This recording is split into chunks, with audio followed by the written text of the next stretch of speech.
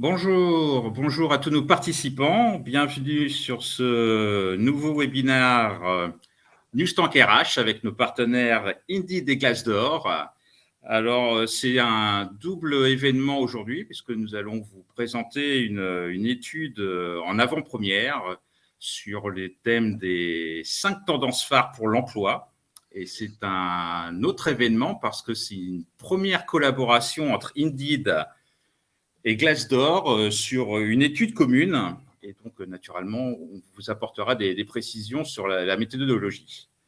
Ce sera l'occasion de faire le point sur les perspectives à long terme, mais aussi de dresser un bilan sur l'année 2002 et de découvrir quelques perspectives sur 2003.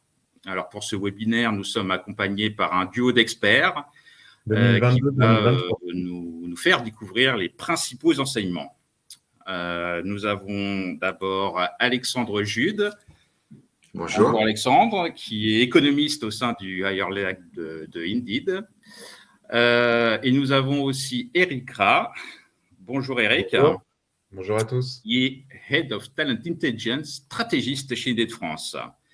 Donc, ces deux experts du marché de l'emploi vont pouvoir décrypter les principales tendances observées. Et naturellement, c'est une période charnière en cette fin d'année 2002 qui va nous intéresser. 2022.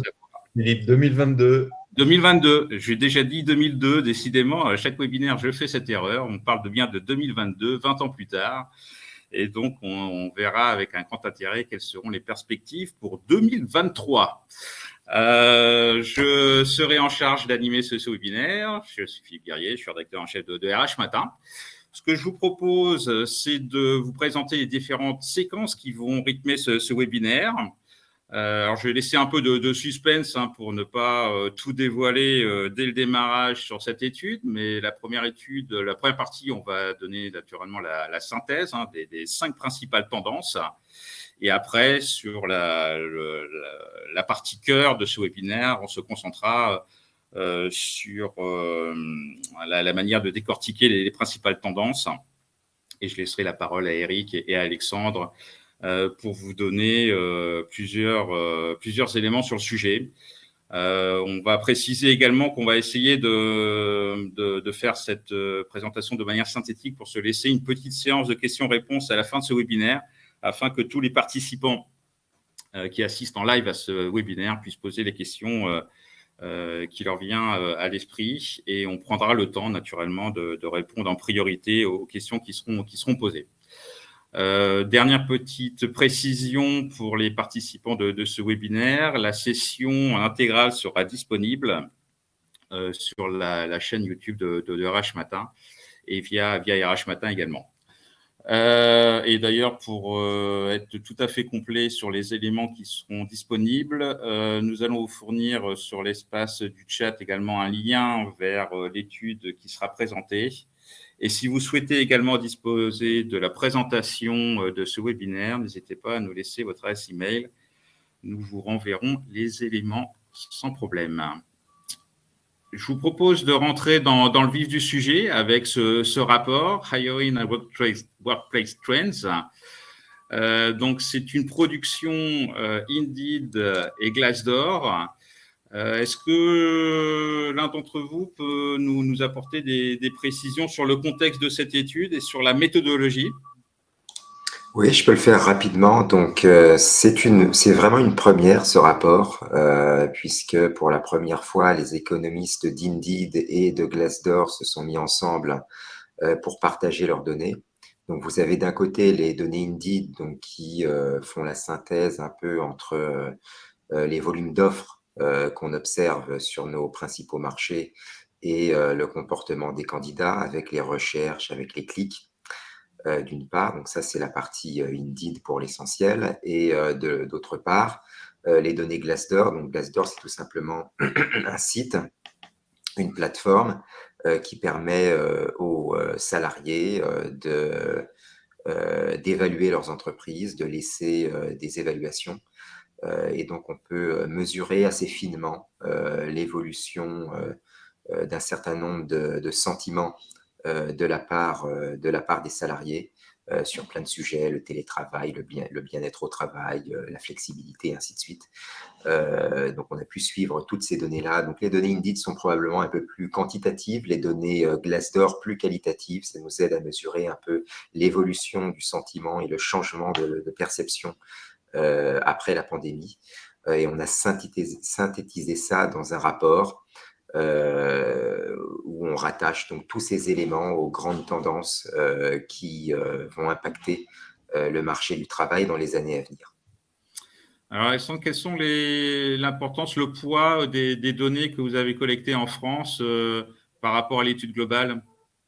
Alors, la France, c'est l'un des principaux marchés Indeed, hein, donc en règle générale, dans ce rapport-là, vous avez peut-être à peu près, je dirais, peut-être 15% des considérations qui vont se rattacher directement à la France. Le reste, on prend peut-être un peu plus de champ, on regarde d'autres pays, on regarde évidemment les États-Unis, mais on regarde aussi les autres grands pays européens, le Royaume-Uni, l'Allemagne, qui sont aussi très, très présents dans ce rapport. À préciser Merci aussi beaucoup. que en fait, les tendances sont globales et quand il y a une nuance forte sur un pays, cette nuance, elle est précisée pour le pays concerné. Mais que historiquement, quand on fait des webinars ensemble, Philippe, on voit que les tendances suivent une espèce de cycle. Souvent viennent d'Amérique du Nord, arrivent en Europe du Sud, puis en Europe centrale. Donc là, c'est des tendances de fond. Après, il y a toujours des nuances à apporter selon les marchés, mais également selon les secteurs d'activité, voire selon les régions. Donc ça, on est disposé, si vous êtes client d'Indeed, n'hésitez pas à nous contacter, on pourra affiner ces études-là. Merci Alexandre et Eric pour la présentation de la méthodologie. Effectivement, on va aller voir qu'il y a pas mal de graphes qui permettent de comparer la situation de la France par rapport à d'autres pays. Ce que je vous propose, c'est de basculer sur la première partie, sur les 5 grandes tendances pour l'emploi. On va vous proposer déjà un focus synthétique sur les principales tendances et naturellement, on reviendra avec nos participants, nos intervenants sur les différentes parties de cette étude. Alexandre, tu nous présentes, c'est ça, les 5 tendances long terme pour l'emploi?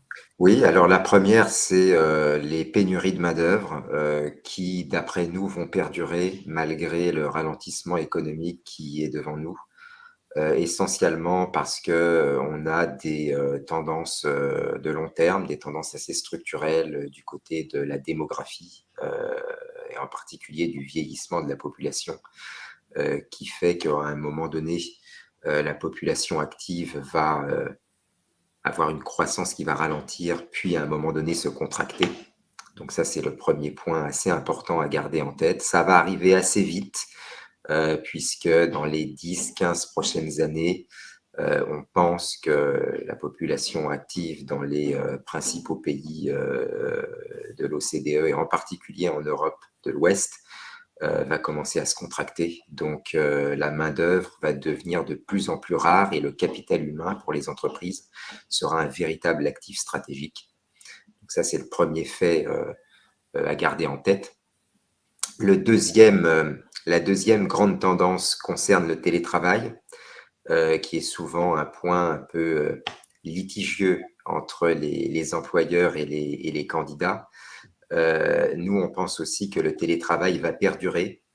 C'est pas seulement un sentiment, c'est corroboré par des études économétriques sérieuses qu'on fait avec l'OCDE, où on mesure assez finement la diffusion du télétravail et la façon dont le télétravail réagit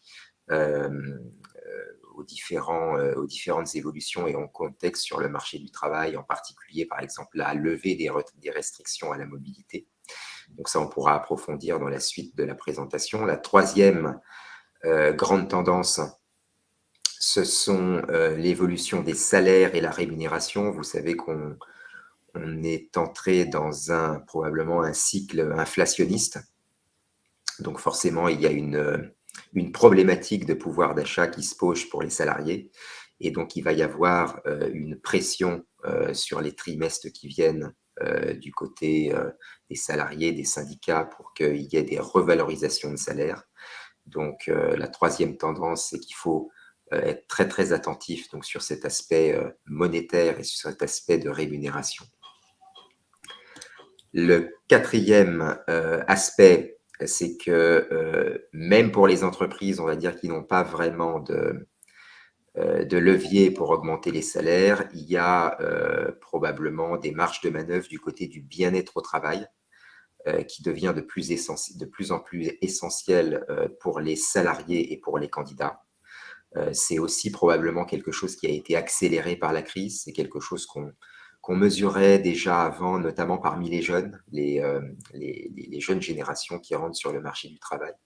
Mais avec le confinement, avec la pandémie, cette tendance a été accélérée. Enfin, le cinquième point sont les problématiques de diversité, d'équité et d'inclusion qui sont abordées aussi assez longuement dans le rapport Indeed Glassdoor et pour lesquelles on est probablement un peu en retard en France, probablement parce qu'on a un taux de chômage qui est encore grosso modo 2 fois plus important que celui des principales économies développées et qu'on va peut-être un peu moins chercher les candidats qui sont, on va dire, le plus éloignés du travail et on n'essaye pas, on va dire, de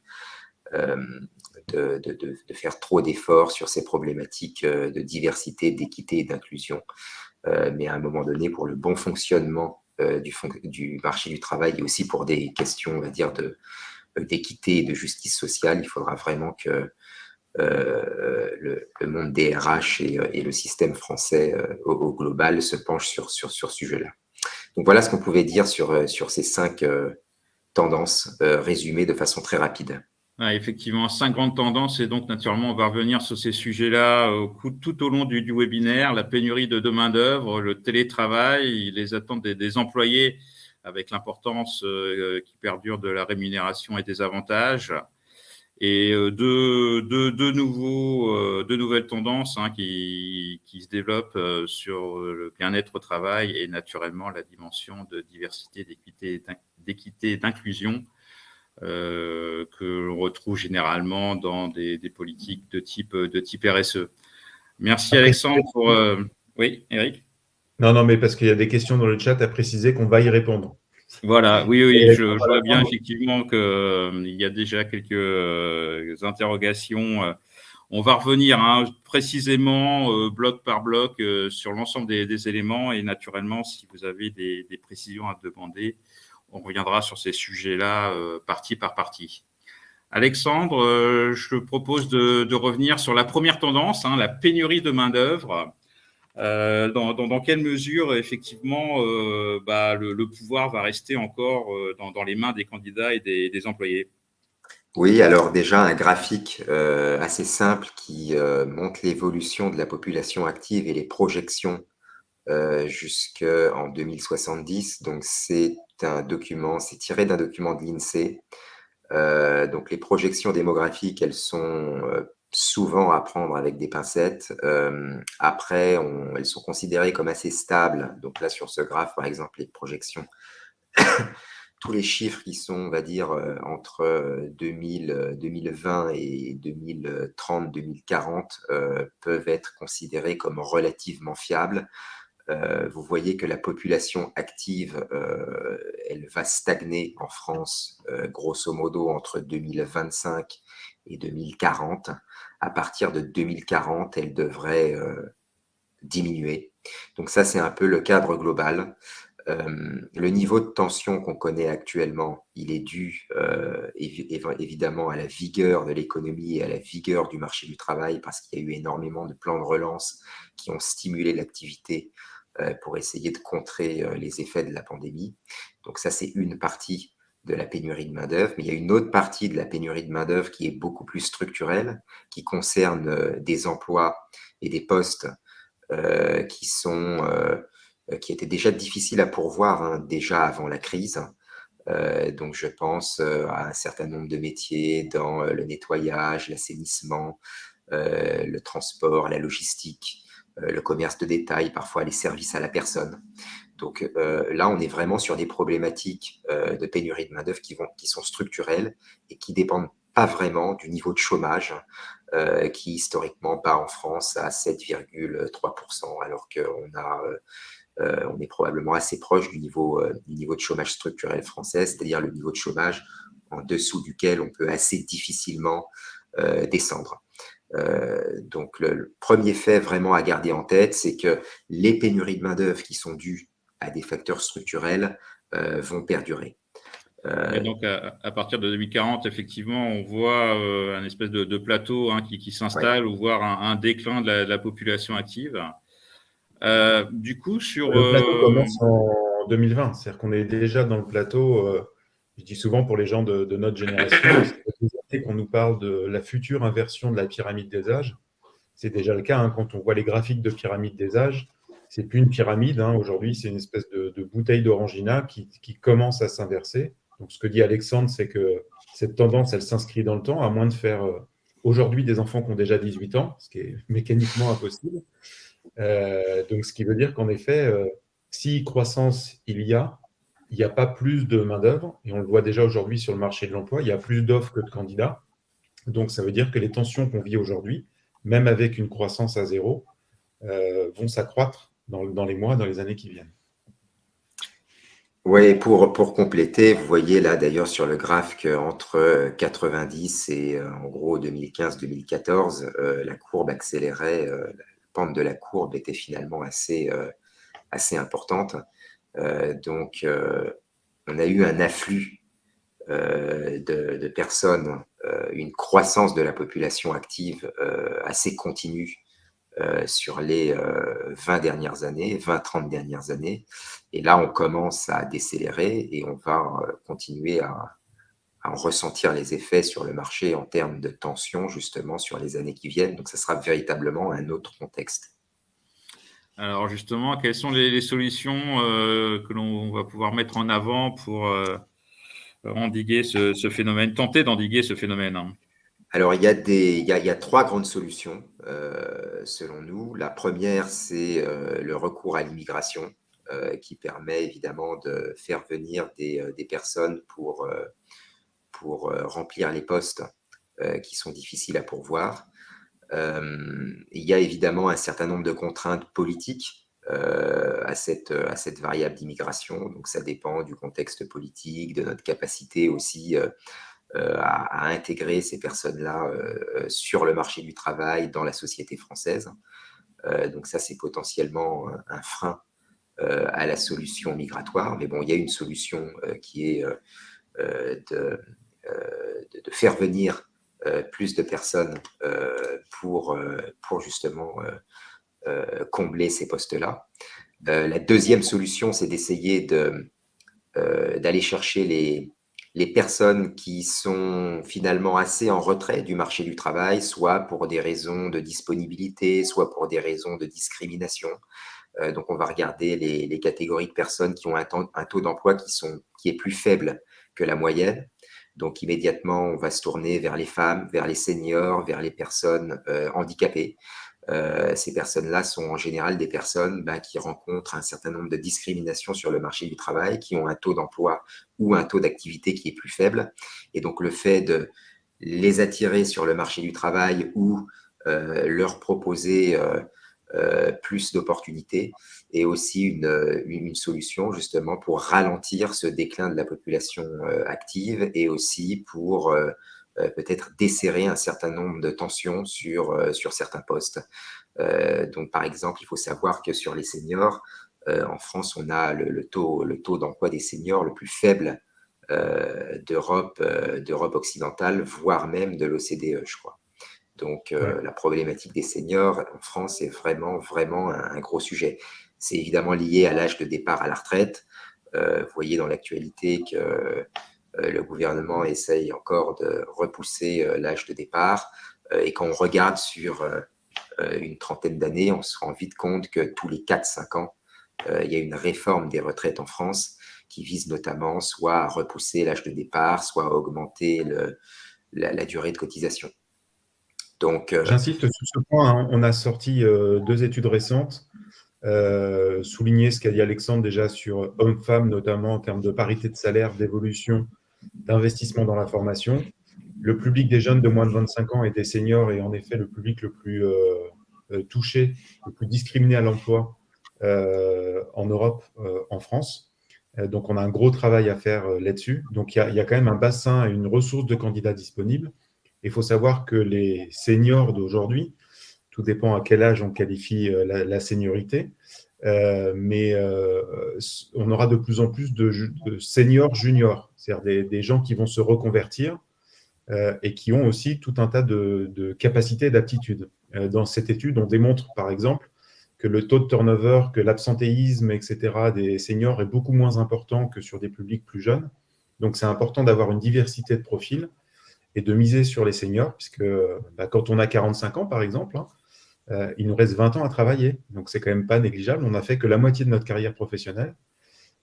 Et pareil pour les plus de 50 ou plus de 55, avec en effet l'âge de départ à la retraite qui est repoussé. Il faut vraiment miser dessus. Et donc, ça passe par de la formation et ça passe par ouvrir ses chakras. On peut accueillir et intégrer un senior aussi facilement qu'une jeune recrue.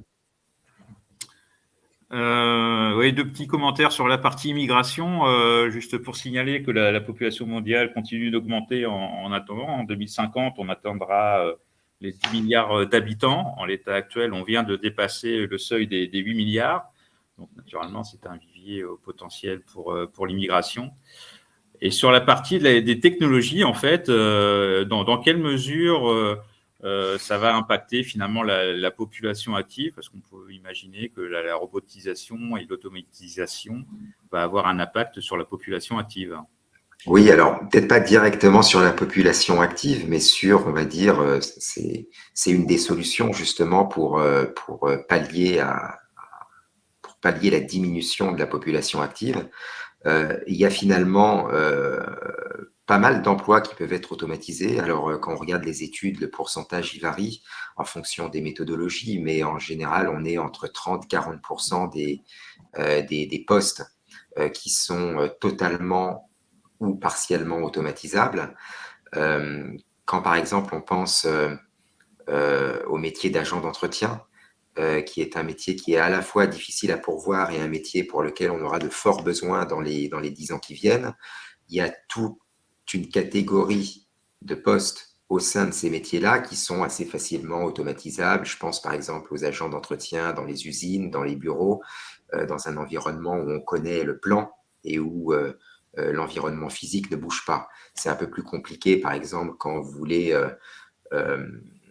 nettoyer dans la rue, il faut prendre en compte les passants, les voitures, ce genre de choses. Donc ça, c'est automatisable, mais c'est beaucoup plus compliqué.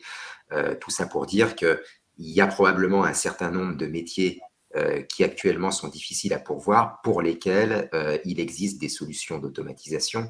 Dans la logistique, par exemple, dans tout ce qui est logistique en entrepôt, il y a déjà plein d'entreprises qui ont mis en œuvre des solutions qui sont extrêmement efficaces et qui permettent de couper de façon assez significative les besoins de main-d'œuvre. Donc, il ne faut pas négliger cet aspect d'automatisation.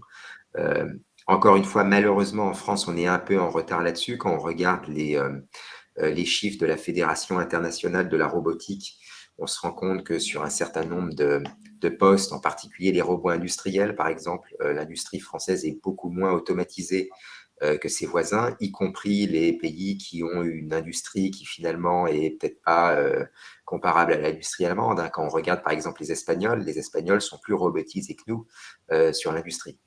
Donc, il ne faut vraiment pas perdre de vue cette solution de l'automatisation, qui est une solution qui se trouve au carrefour de plein de choses, et en particulier de la révolution numérique, et qui fait véritablement partie des solutions innovantes qui feront la compétitivité et l'efficacité des entreprises dans un futur vraiment très, très proche. Donc, voilà ce qu'on pouvait... Cette étude précise aussi que quand il y a automatisation, c'est en général sur les tâches à faible valeur ajoutée, et là, on a le plus de difficultés à recruter. Donc, ça ne tue pas de l'emploi, ça essaie de compenser de l'emploi que les gens ne veulent plus faire. Donc, c'est souvent des tâches pénibles, répétitives, mal payées. Et pour prendre l'exemple des RH, parce qu'il y a pas mal de recruteurs ici présents, on voit bien qu'il y a de plus en plus d'automatisation des process RH sur des process où il n'y a pas de valeur ajoutée. Et ça ne diminue pas pour autant la fonction RH en valeur absolue, mais ça la valorise. C'est-à-dire que la fonction RH va pouvoir consacrer plus de temps sur des tâches nobles et les tâches automatisables à faible valeur ajoutée, quand elles peuvent l'être, ça fait gagner du temps et de l'argent à l'entreprise. Et la réactivité aussi, tu parlais de production, si on se compare avec l'Allemagne ou l'Espagne, par exemple, quand vous avez un gros pic de production, d'un seul coup, il faut recruter peut-être 50 personnes de plus, les former. En France, quand il suffit, entre guillemets, de paramétrer une machine pour augmenter la capacité de production. Donc, il y a un véritable enjeu économique aussi, économique à moyen et long terme pour la France. C'est une question, effectivement, moi je dirais même c'est une question de répétitivité des tâches. Quand les tâches sont répétitives, elles sont en général facilement automatisables. Il peut y avoir des tâches qui sont répétitives, mais qui sont des tâches à forte valeur ajoutée. Il y a maintenant des algorithmes, des machines qui arrivent à programmer toutes seules.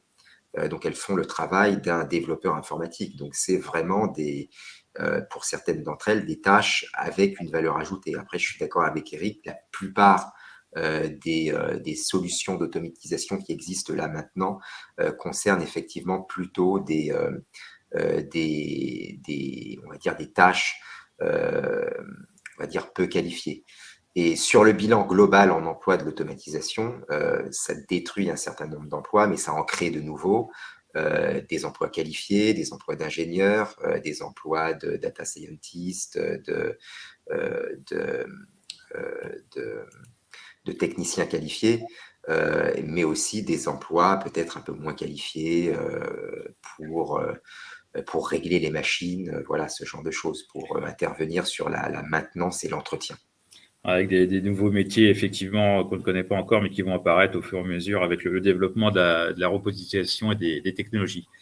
Je vous propose de passer sur la deuxième tendance, parce que le programme est assez chargé, avec un sujet qui passionne beaucoup de monde, la question du télétravail qui va perdurer. Alors, comment ce travail à distance va rester dans les mœurs de l'organisation du travail? Alors, 2 indicateurs sur cette partie télétravail. Je vous mets là le premier sur les offres. Donc ça, c'est finalement le volume d'offres dans le total qui est télétravaillable, c'est-à-dire que c'est le pourcentage des offres qui sont accessibles au télétravail dans les différents pays. En bleu, vous avez la situation avant la pandémie. En France, on était à 1,6% du total des offres sur Indeed France qui étaient télétravaillables, c'est-à-dire dans lesquelles l'employeur proposait une possibilité de télétravailler. Après la crise, septembre 2022, on est passé à 6,1%. Donc, c'est une grosse progression, mais vous voyez qu'en niveau, on est toujours derrière les principaux pays européens, l'Allemagne et le Royaume-Uni, et on est aussi derrière les États-Unis et le Canada. Donc, véritablement, l'idée clé à retenir, c'est que, évidemment, la pandémie a accéléré le télétravail, mais que finalement, si on se compare aux pays voisins et aux autres grands pays développés, en France, on reste quand même assez en retard sur cette problématique de télétravail. Et pour préempter peut-être une question que j'ai vue passer sur l'évolution récente du télétravail, nous, en tout cas, avec cet indicateur-là, dans nos chiffres qu'on suit quotidiennement, puisqu'on a des séries où véritablement on suit tous les jours les volumes d'offres télétravaillables, le télétravail ne baisse pas. Sur les toutes dernières semaines, on est même remonté un peu. Là, maintenant, on est à 6,8% du total des offres qui sont télétravaillables. Peut-être apporter une nuance, c'est que la France, culturellement, est en retard sur le télétravail par rapport aux pays qui sont cités ici, et que d'ailleurs, beaucoup d'entreprises font du télétravail, mais ont du mal à proposer le télétravail dans les offres. Alors, c'est assez paradoxal, mais souvent, elles nous disent, quand je mets le mot-clé télétravail, j'ai trop de candidats, sauf que la plupart se plaignent de ne pas en avoir assez, et pensent qu'en affichant le télétravail, c'est du télétravail à 100%. Et donc, elles ont peur d'avoir des candidats qui veulent télétravailler à 100%. Et la réalité aujourd'hui, c'est que on est en train d'ajuster, c'est-à-dire que le télétravail est complètement nouveau pour beaucoup d'entreprises. Et on l'a vu entre les premiers confinements, déconfinements, il y avait du télétravail, puis retour au présentiel strict, puis un peu de télétravail, puis à nouveau plus de télétravail. Donc, c'est en train de se caler et de s'organiser. Ce qui est sûr, c'est qu'en tout cas, côté candidat, on verra après, Alexandre va montrer, au-delà du nombre d'intérêts de la part des candidats, toutes les études montrent que à peu près 80% des candidats souhaitent une part de télétravail, mais tout le monde ne souhaite pas forcément la même dose de télétravail, et qu'il y a à peu près 80% des emplois en France qui sont télétravaillables. Ça, c'est un chiffre que je ressors à chaque fois parce qu'il est juste hallucinant. Et télétravaillable, ça peut être juste quelques heures dans la semaine. On peut avoir une partie de ces tâches qui sont télétravaillables. Donc, il y a plein de nuances derrière ce mot-clé télétravail à prendre en considération. Et un complément aussi sur cet indicateur, ce qui fait l'intérêt de cet indicateur, c'est qu'on mesure le télétravail dans les offres et pas, on va dire, le télétravail tel qu'il est pratiqué aujourd'hui sur les emplois existants. Donc, quand un employeur va proposer le télétravail dans une offre, on pense vraiment qu'il s'engage sur la durée, ne serait-ce que vis-à-vis du candidat, où il a mentionné dans la fiche de poste que le télétravail était possible ou que c'était un poste hybride. C'est vraiment quelque chose qui va engager l'employeur dans la durée, en tout cas sur la durée d'existence du poste. Donc, c'est quand même un indicateur qui est assez pérenne pour mesurer, je dirais, la résilience du télétravail. Ouais, c'est des approches à nuancer sur la question du télétravail. Chaque entreprise continue encore à chercher le curseur dans cette organisation de travail hybride pour savoir où placer le nombre de jours de télétravail par semaine ou par mois, VS, obligation de se rendre dans le bureau. Et il y a encore beaucoup, c'est un débat qui continue à être intense au sein des entreprises. C'est notamment un levier aussi en termes de pénurie de compétences pour recruter ailleurs. C'est-à-dire que la plupart des entreprises recrutent sur leur bassin d'emploi. Et l'enjeu de la mobilité est vital pour les candidats, notamment avec l'augmentation du prix du fuel, etc. On veut faire moins de trajets, ça coûte cher. Ce n'est pas économique, ce n'est pas écologique, c'est une perte de temps. Et donc, quand on peut trouver un candidat rare qui n'est pas sur sa région, c'est aussi un moyen de pallier à ce taux de chômage qui est en effet 2 fois plus élevé que nos voisins. Je vous propose de passer sur l'autre slide concernant les recherches d'emploi à distance. Voilà, donc là, on est sur le même indicateur, c'est-à-dire c'est une proportion, sauf qu'on va regarder la proportion des mots-clés de télétravail, non plus cette fois-ci dans les offres, mais dans les recherches des candidats. Et ce dont on se rend compte, c'est qu'en France, là, pour le coup, le télétravail dans les recherches des candidats est encore plus en retrait que dans les autres pays. La comparaison, en particulier avec les États-Unis, est assez impressionnante parce qu'aux États-Unis, on a quasiment 10% des recherches qui comportent le mot-clé télétravail. Alors, pourquoi c'est aussi bas en France? On pense tout simplement que, étant donné que le télétravail a tendance à avoir finalement plutôt mauvaise presse en France, les candidats, tout simplement, n'utilisent pas le mot-clé télétravail pour articuler leur stratégie de recherche d'emploi. Donc, ils préfèrent utiliser d'autres mots-clés parce qu'ils pensent que s'ils tapent télétravail dans la barre de recherche, finalement, ils vont peut-être avoir des opportunités moins intéressantes.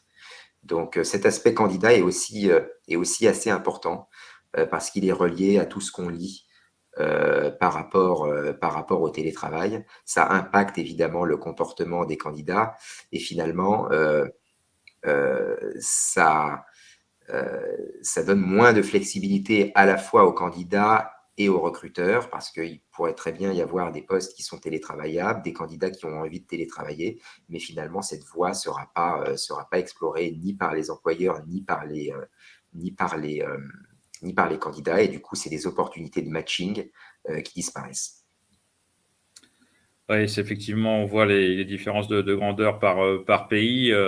On peut imaginer aussi qu'il y a d'autres critères à prendre en compte, notamment pour les États-Unis, vu l'étendue géographique de ces pays. On peut imaginer que la flexibilité est quand même beaucoup plus importante pour finalement attirer des candidats et développer la flexibilité du travail. Oui, après, il y a d'autres. Quand on regarde le Royaume-Uni ou l'Allemagne, finalement, c'est des pays européens qui nous ressemblent plutôt bien quand on regarde par exemple le fonctionnement du système social. On est beaucoup plus différent des États-Unis et du Canada de ce point de vue-là, par exemple. Et en termes de superficie, La France est plus grande que l'Allemagne ou le Royaume-Uni. Il y a vraiment, je pense, ici un aspect peut-être un peu organisationnel, culturel, d'habitude, qui fait que sur cette métrique-là aussi, malheureusement, on a du mal à déployer toute la puissance et les opportunités du télétravail. Et c'est un peu dommage. Parce que comme l'a dit Eric, la mobilité est vraiment un gros problème en France. Et la mobilité, c'est pas toujours une question de distance géographique, hein, ça peut être une question de temps. Si vous vivez dans une agglomération où les transports sont engorgés et qu'il vous faut 45 minutes pour vous rendre au travail, bah, ça pèse aussi in fine sur la productivité des équipes. Merci Alexandre pour ces éléments. Je vous propose de passer sur la tendance numéro 3 concernant l'importance de la rémunération et des avantages pour les employés. Et naturellement, j'imagine que vous allez nous parler de l'impact de l'inflation sur ce critère. Voilà, donc on regarde aussi l'évolution des salaires dans les offres, qui est aussi un indicateur avancé pour mesurer l'évolution des salaires. Donc là, vous avez uniquement les salaires dans les offres d'emploi.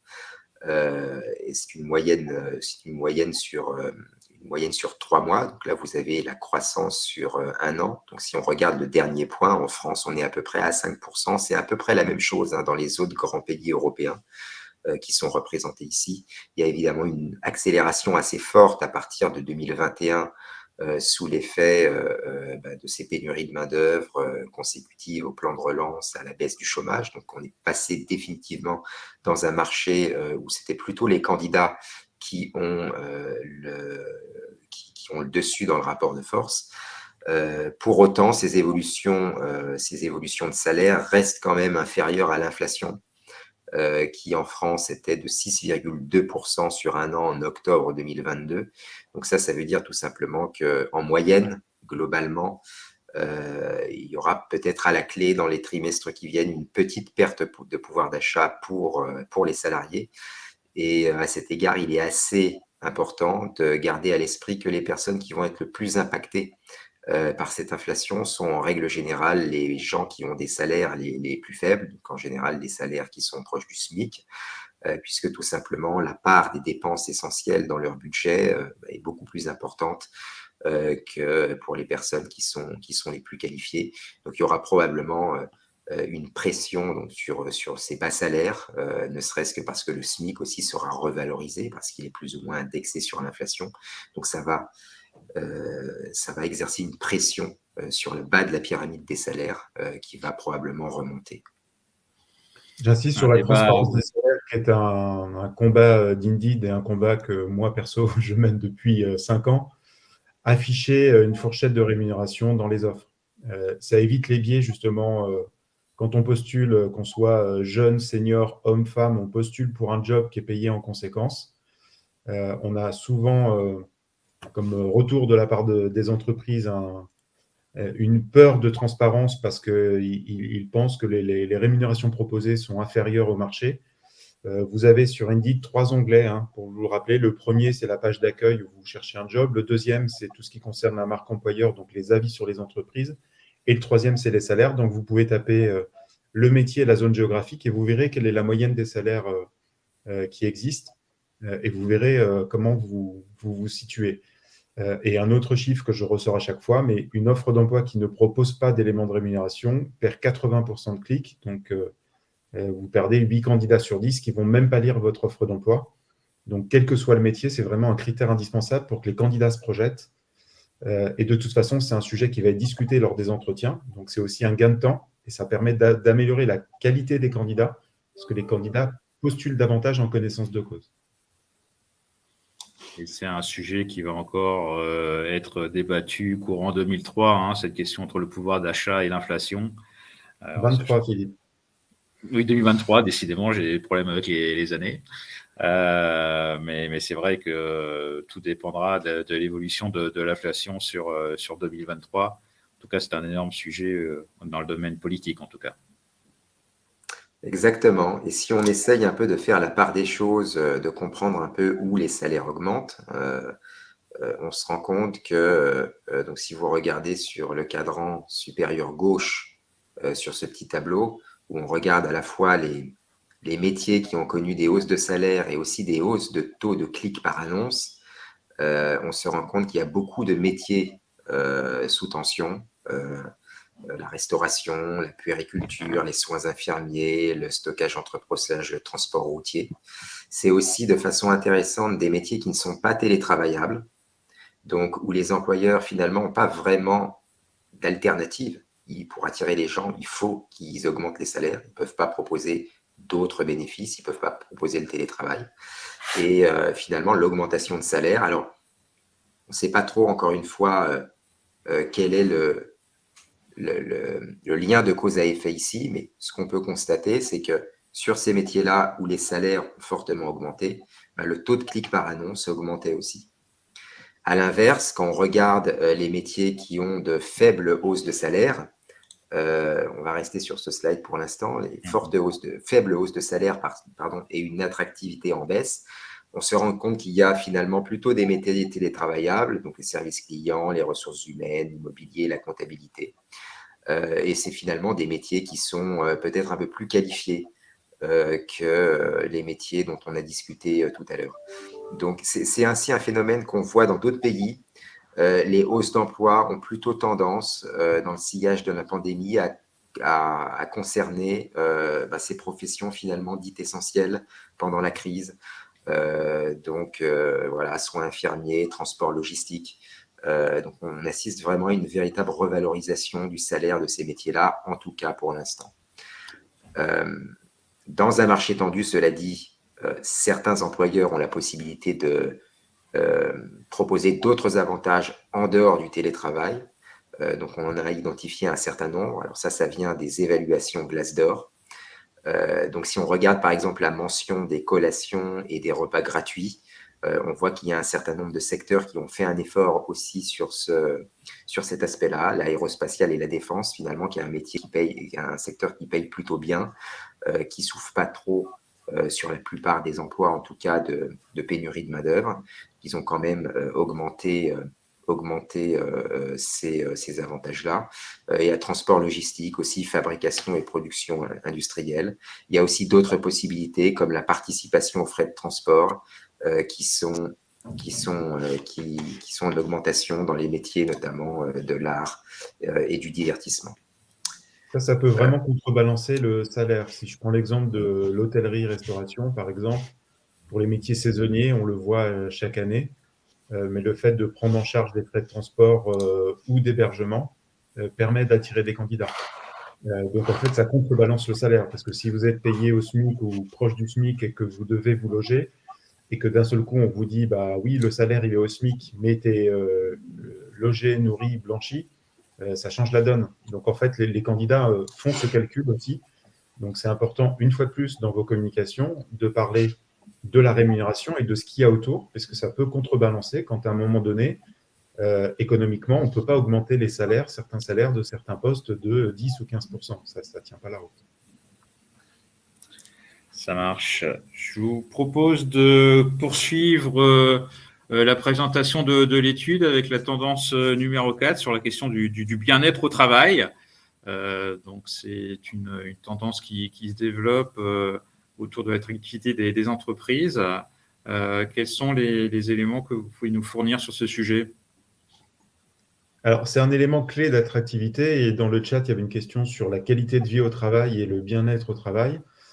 En fait, pour distinguer la QVT, c'est tout ce qu'on va mettre en place au sein de l'entreprise pour qu'on travaille en sécurité et de façon optimum, à la fois dans sa relation managériale et dans sa façon de travailler. Le bien-être au travail, ça va au-delà. C'est tout ce qui touche à l'équilibre vie pro-vie perso. C'est même au-delà du bien-être au travail, c'est le bien-être, être bien en phase entre ce qui se passe dans ma vie privée, mes attentes, mes aspirations et la considération que l'entreprise va avoir à mon égard. On voit ici 2 chiffres importants. On voit que près de la moitié des salariés ont plus d'attentes aujourd'hui concernant leur bien-être au travail que l'année d'avant.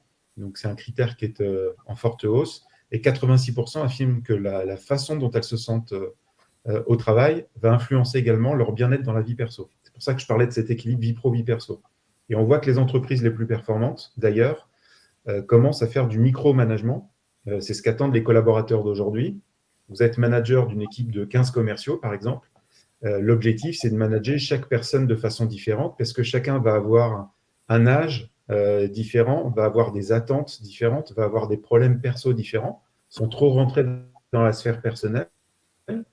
Mais par exemple, en termes d'avantages, si vous prenez en considération le fait qu'on soit jeune papa, jeune maman, qu'on soit aidant à un moment de sa vie, qu'on ait des problèmes de santé ou qu'un enfant ait des problèmes de santé et que l'entreprise peut adapter le rythme de travail, le nombre de jours de congé pour pallier à ça, il y a une forme de reconnaissance très forte de la part du collaborateur qui se dit « Ok, l'entreprise ne me voit pas uniquement comme quelqu'un de productif quand je suis en entreprise, mais considère aussi qu'une partie des choses dans ma vie personnelle vont influencer de façon positive ou négative ma productivité au travail. » Et on a constaté que quand on gagne une étoile, une note sur Indeed ou sur Glassdoor, dans ceux qui déposent des avis, on constate environ 25% de baisse de candidats qui cherchent ailleurs.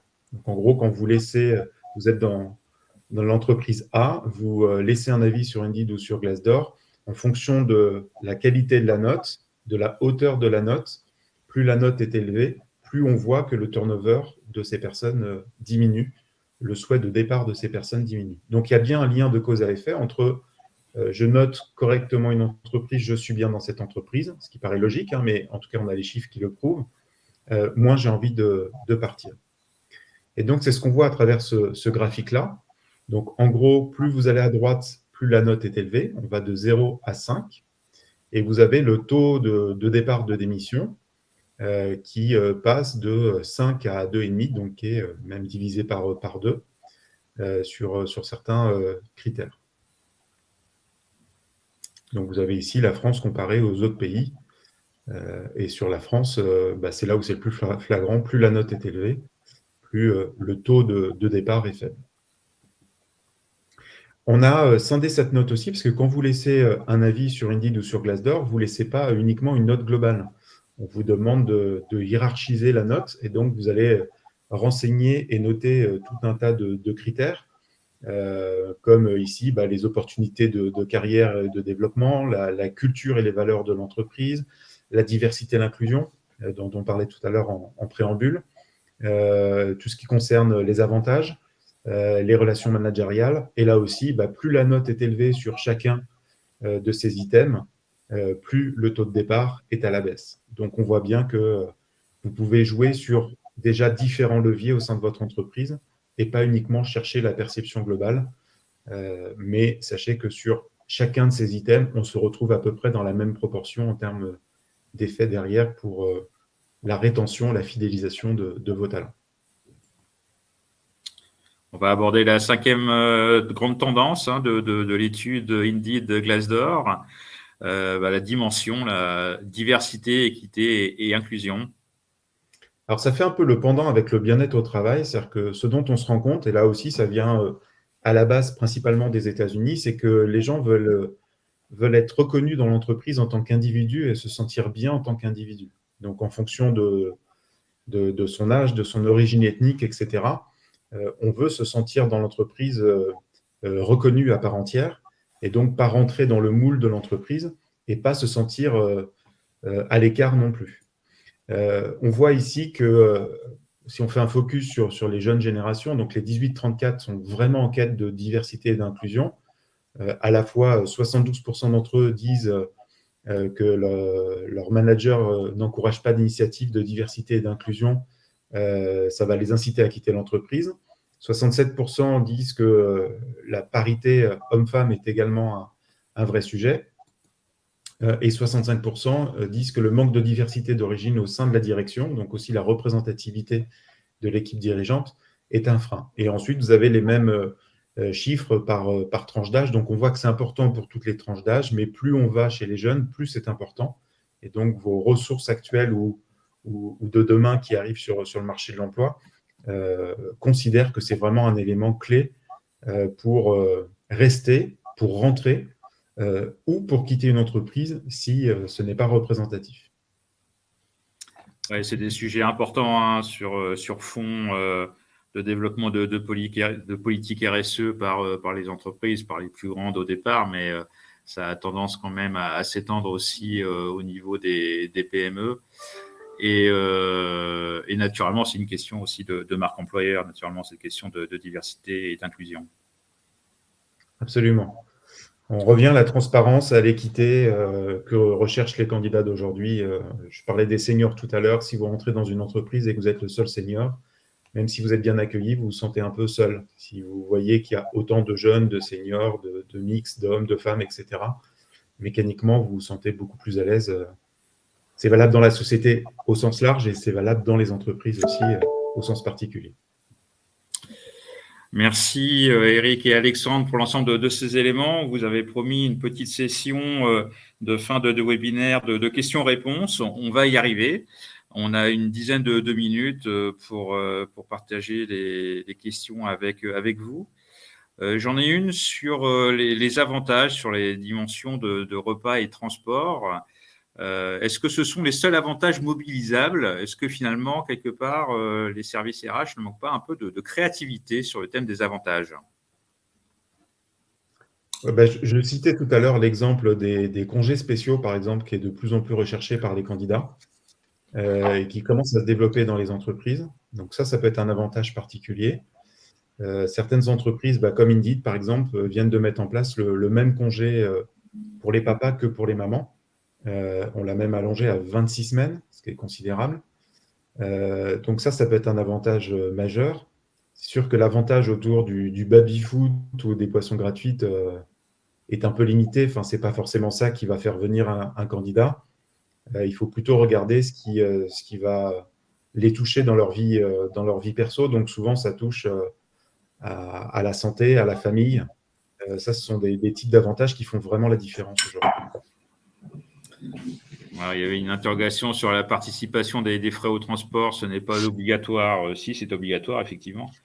Ça doit être pris, d'ailleurs, si j'ai bien suivi, pris en charge par 50% du prix des titres d'abonnement. Mais après, naturellement, les entreprises peuvent donner plus à leurs salariés. Et ça, naturellement, ça fait l'objet de négociations au sein des entreprises. Vous avez, par exemple, des entreprises qui ont développé des choses sur les déplacements plus verts, plus responsables, qui n'étaient pas forcément prévues, sur des locations ou sur le covoiturage, par exemple, d'inciter au covoiturage et donc d'aider avec une prise en charge un peu plus importante, voire de payer une partie d'un vélo électrique, quand c'est possible d'aller travailler en vélo, bien sûr. Voilà, donc on peut aller bien au-delà des obligations légales ou de ce qui se fait déjà, quoi. Il faut regarder où est votre entreprise, qui sont vos salariés, quels sont leurs besoins. Plus vous consulterez vos salariés, plus ça va vous aider à trouver les bons avantages.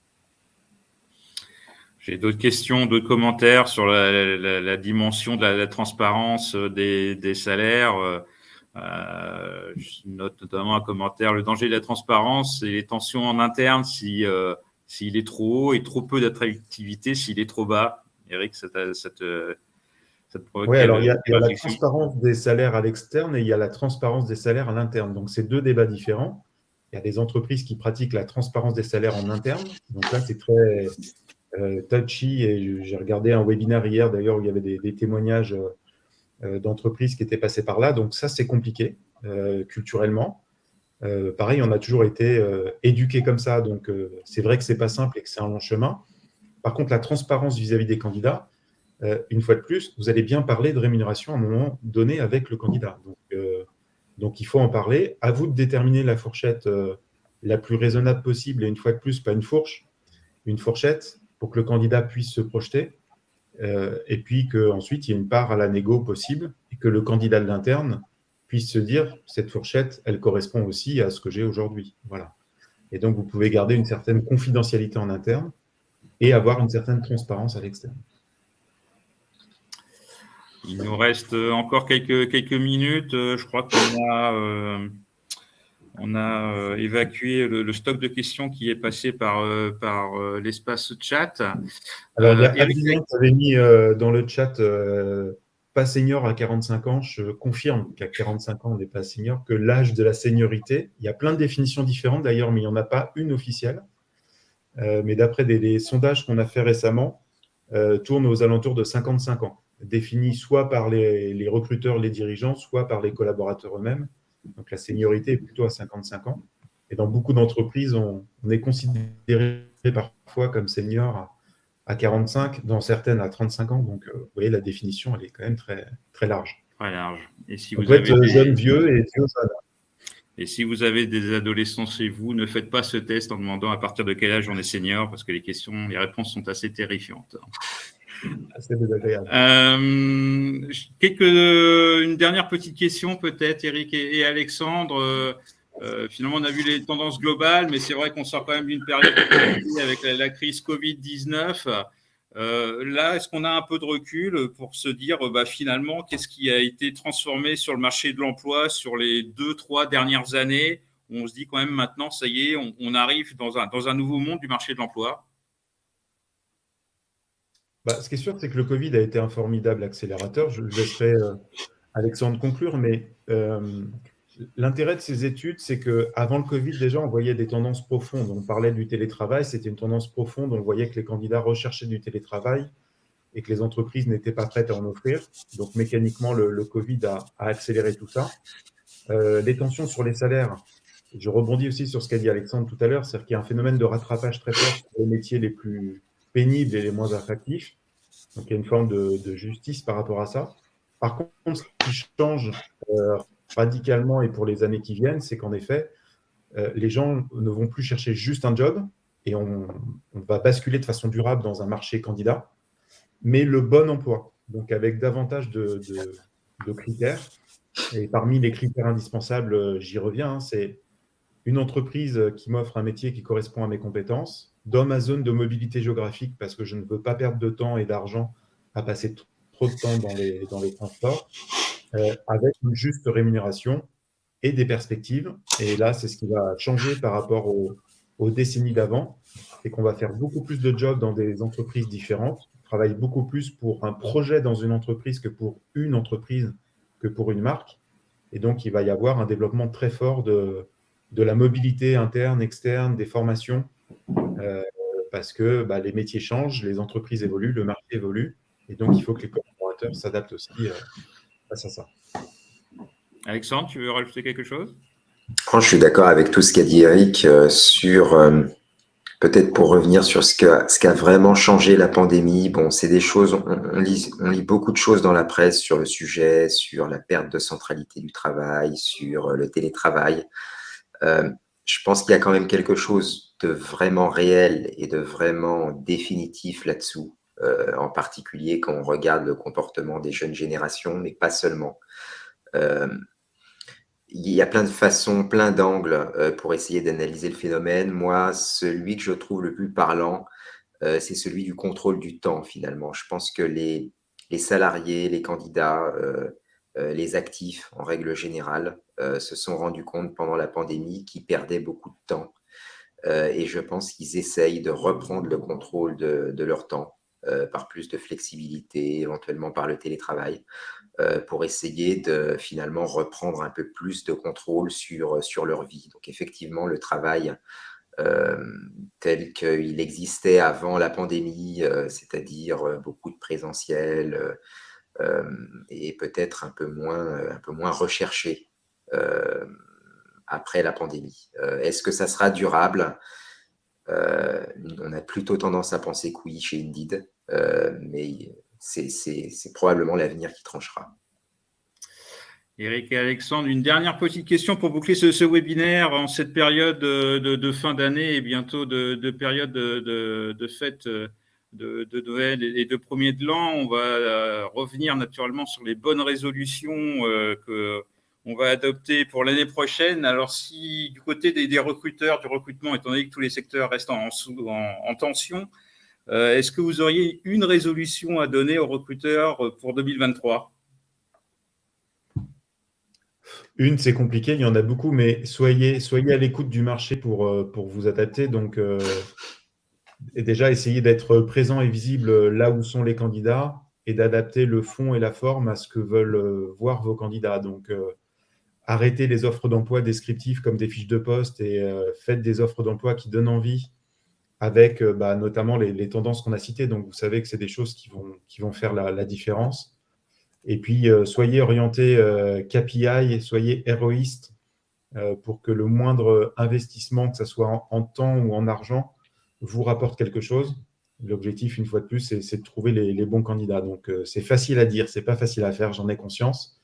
Mais voilà, être dans une démarche plus à l'écoute du marché et plus héroïste, ça, c'est une tendance qui va durer et qui fait déjà la différence aujourd'hui. Alexandre, de ton côté? Du point de vue d'un économiste, j'aurais probablement pas de conseils plus pratico-pratiques qu'Eric. Mais alors, je pensais quand même, je sais que chez Indeed, on a une procédure de recrutement sans CV. Donc, en termes d'efficacité du matching, parce qu'on a aussi ce problème-là sur le marché du travail français, qui est que l'appariement entre l'offre et la demande se fait très très mal, notamment en raison d'un certain nombre de rigidités autour du CV. Moi, ce que je conseillerais, c'est d'essayer tout simplement cette procédure de recrutement sans CV, c'est-à-dire que les candidats vont immédiatement retenir un agenda pour leur entretien sans soumettre leur CV. Et l'entretien se fait, et à l'issue de cet entretien-là, le recruteur découvre le CV du candidat. Ça permet finalement d'éliminer les biais qu'on pourrait avoir au début sur le CV d'un candidat. Et parce qu'il se peut qu'il y a des candidats qui se révèlent en entretien alors qu'ils auraient été coupés sur le CV. Merci Alexandre. Et si j'avais une petite résolution adressée à nos participants pour 2023, c'est de poursuivre, continuer à nous suivre sur nos webinaires, en tout cas Newstank RH, RH Matin, et avec ceux réalisés avec Indeed qui sont toujours de très bonne qualité. Merci Eric, merci Alexandre pour votre participation. Je rappelle que ce webinaire sera disponible sur YouTube via RH Matin. On vous donne tous les éléments par mail concernant la présentation de l'étude et le lien d'accès vers l'étude co-signée Indeed et Glassdoor. Merci beaucoup à tous pour votre participation. Merci à nouveau Eric et Alexandre pour la densité des éléments que vous nous avez fournis, et rendez-vous au prochain webinaire. Merci beaucoup. Au revoir. Merci. À bientôt. Au revoir. Au revoir.